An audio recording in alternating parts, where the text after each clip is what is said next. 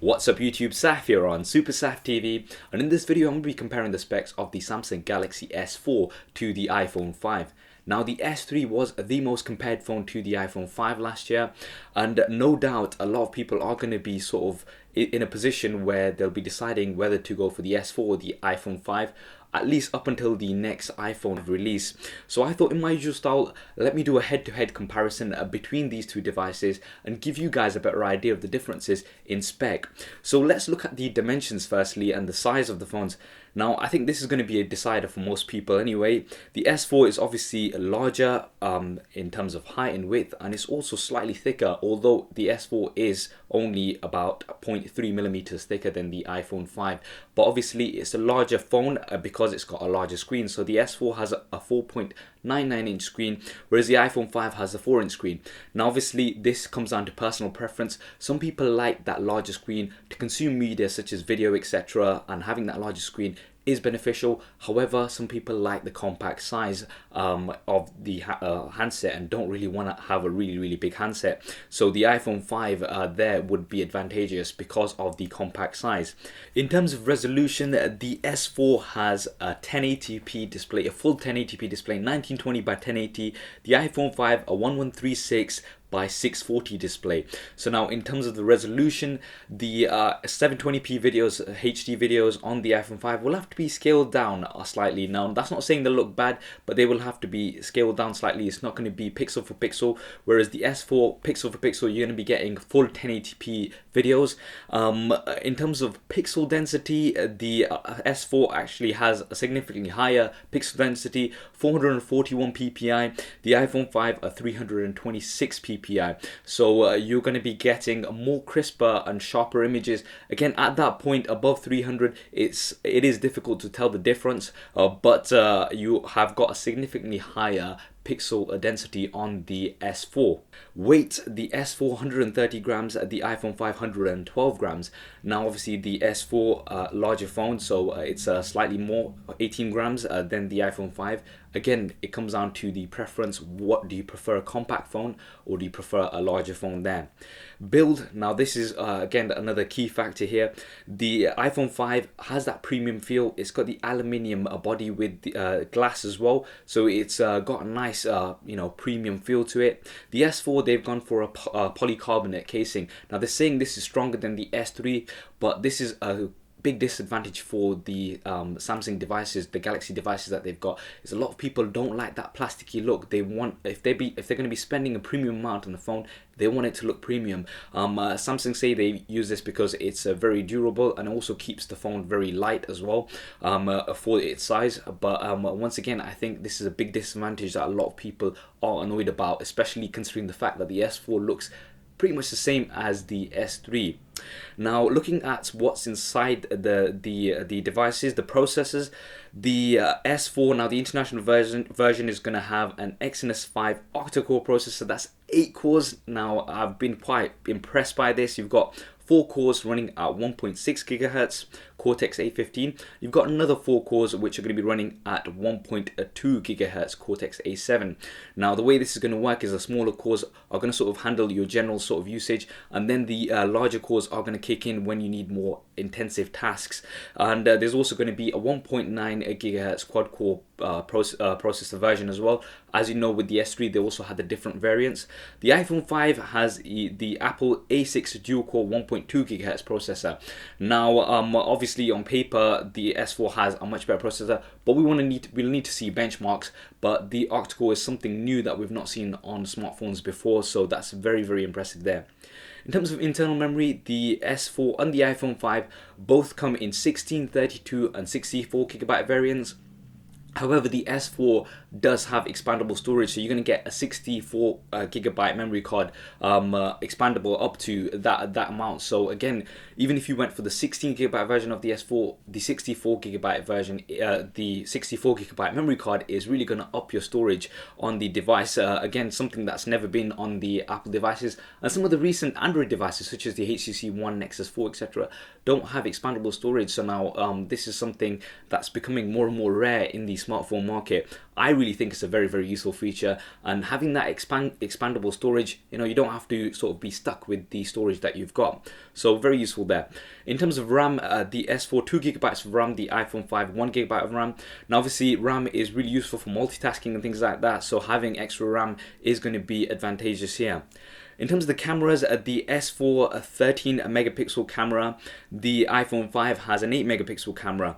Now the S4 obviously it's also got some of these new features that they've been talking about, dual camera, so you can you know, have take shots and videos and use both cameras, so it's going to sort of paste the picture of you into the picture or video that you're taking.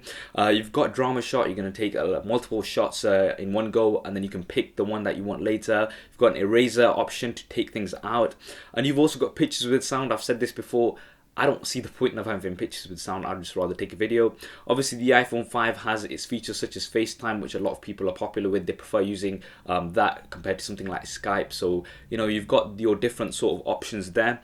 Obviously, a side-by-side comparison will be useful. And I've seen a few nice side-by-side comparisons between the S3 and the iPhone 5. Now, it'll be useful to see those with the S4 and the iPhone 5. Obviously, if once I do get hold of the S4, then we'll have some on the channel comparisons. Video, both do 1080p at 30 frames a second from the front-facing camera, rear-facing cameras. And the front-facing cameras, the S4 has a 2.1 megapixel front-facing camera, the iPhone 5 a 1.2 megapixel front-facing camera. The S4 can film at 1080p at 30 frames a second from the front-facing camera, the iPhone 5 720p at 30 frames a second. So obviously you've got 1080p on the S4 on both front and rear cameras as well. This is really useful for me anyway. When I'm, if I'm videoing something and I'm editing later on, it used to really annoy me having the inconsistency between the two cameras there. But you're going to be getting 1080p on both of them. In terms of the connector, the S4 micro USB, obviously universal on Android devices. You know, if you've got another Android device, you're going to be able to multi-use the micro USB. The iPhone 5 has the Lightning connector. Now, the Lightning connector with the 4S and 4 versions, if you've got the connectors with that, they will not work with this because this is a new connector, and as it is with the new iPad, etc. So obviously that's another element there. Connectivity, now the S4 does have NFC, and it's also got infrared LEDs to use as remote control. The iPhone 5 does not have NFC. Now Apple have sort of not gone for NFC, at least this time around. How useful is NFC? They're really pushing for it, things like payments, etc. Right now it's not really picked up hugely, but the S4 does have NFC, whereas the iPhone 5 does not. Operating system, obviously now this is going to be another big deciding factor for a lot of people. The S4 has the Android operating system 4.2.2 Jelly Bean, the latest version, and it comes with the TouchWiz UI on top of the Android. So you're going to get a lot of the Samsung features on there. iPhone 5, obviously, iOS 6.